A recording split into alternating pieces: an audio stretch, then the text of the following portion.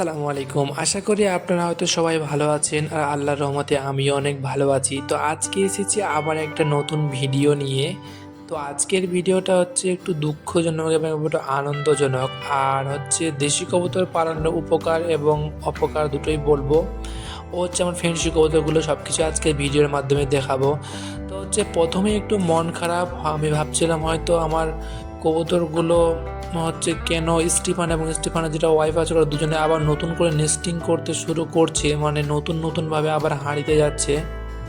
তো আমি মনে করেছিলাম হয়তো আবার তারা ডিম দিবে, এই জন্য আসলে সেটাই হচ্ছে ঠিক। কিন্তু হচ্ছে স্টিফানের যে এর আগের বেবিগুলো ছিল সেগুলো হচ্ছে এর আগের ভিডিওতে আপনাদের দেখাছিলাম, ওই বেবিগুলো হচ্ছে মাশাআল্লাহ স্টিফান নতুন হাঁড়িতে যাওয়া আসা শুরু করছে। এই যে দেখুন তার নতুন হাঁড়ি দুজনে হচ্ছে দেখছে এবং কোথায় নতুন হাঁড়ি কোন হাঁড়িতে মানে ঠিক পারফেক্ট বাসা হবে শেয়ার ওরা দুজনে খোঁজাখুঁজি করছে নেস্টিংয়ের জন্য। তা আমি মনে ভেবেছিলাম হয়তো তারা আবার ডিম দিবে, কিন্তু সেটা ঠিক। কেননা হচ্ছে স্টিফানের যেগুলো বেবি ছিল সেই বেবিগুলো কি কারণে দুটো বেবি মারা গেছে, মারা যাওয়ার পর দুটোতে একদম কি ভয়ঙ্কর ডেঞ্জারাস গন্ধ এবং পোকা হয়ে গেছে। তো আমি ভাবছিলাম দেখে এত মনটা খারাপ, মানে বলে বোঝানোর উপায় নেই। আর হচ্ছে আমার কবুতরগুলো এখানে সবাই ভালোভাবে চলে এসছে এবং আমি চারদিকটা জাল দিয়ে ভালোভাবে আটকিয়ে দিয়েছি। এই যে দেখুন তারা যাওয়া আসা করছে এবং এখানে নতুন করে নেস্টিংয়ের জন্য প্রস্তুতি নিচ্ছে সবাই। আর মারপিট, প্রচণ্ড মারপিট হচ্ছে, মারপিট মানে সেই মারপিট।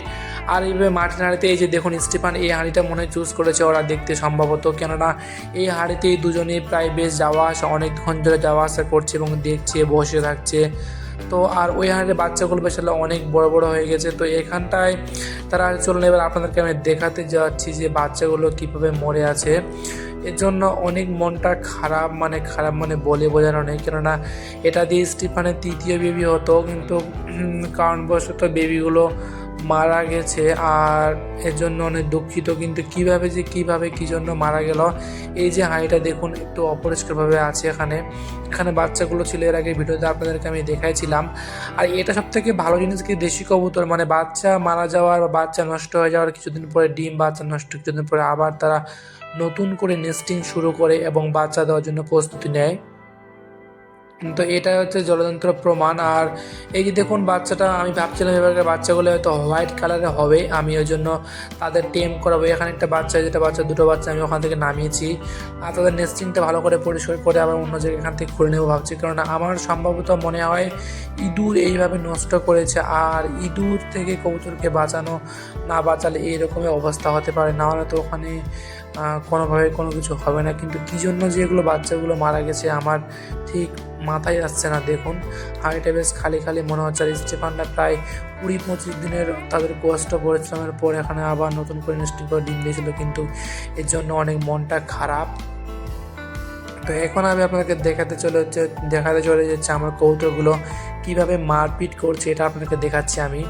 এই যে দেখুন, এই যে জাল দেওয়া হয়েছে, জাল দেওয়ার কারণে যেন অন্য কিছু না যায়। এই যে ওখানটায় তারা যে এতটা মারপিট, মানে সেই মারপিট করছে। আর আবারও 40টার মতো মাটির হাঁড়ি আমি অর্ডার দিয়েছি।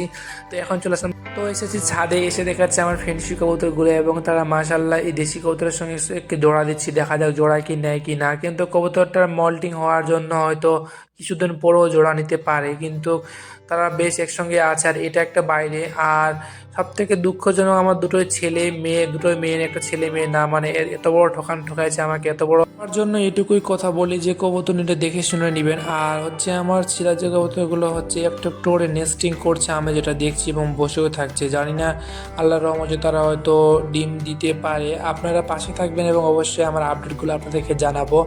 আর এক ভাই কমেন্ট করেছিল লক্ষা কবুতর নেওয়ার জন্য, ইনশাল্লাহ খুব শীঘ্রই নিব। এবং কিছু প্রবলেমের জন্য আমি নিতে পারছি না, হলে আমাদের ফার্মে আরও সুন্দর কবুতর আপনাদেরকে দেখানো এবং উপহার দিব।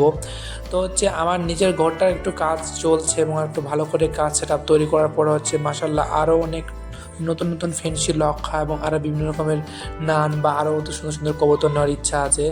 দেখা যাক কীভাবে নেওয়া যায় কি যায় না। আর আমি আমার কবুতর ঘরের মধ্যে হচ্ছে নিম পাতা এবং নিমের ডাল দিয়ে দিয়েছি, কেননা ওগুলো দিলে হচ্ছে একটু মানে কবুতরের জীবাণুনাশক একটু ভালো থাকে। আর নিম পাতা হচ্ছে অনেক উপকার, মানে উকুন বা কবুতরের কোনো পোকামাকড় সেরকম হবেও না, আমার যেটুকু ধারণা। আর নতুন কবুতরের পালনের ক্ষেত্রে আমি অনেক কিছু শিখেছি, অনেক কিছু মানে এত কিছু শিখেছি বুঝতে মানে ভেবেই অবাক।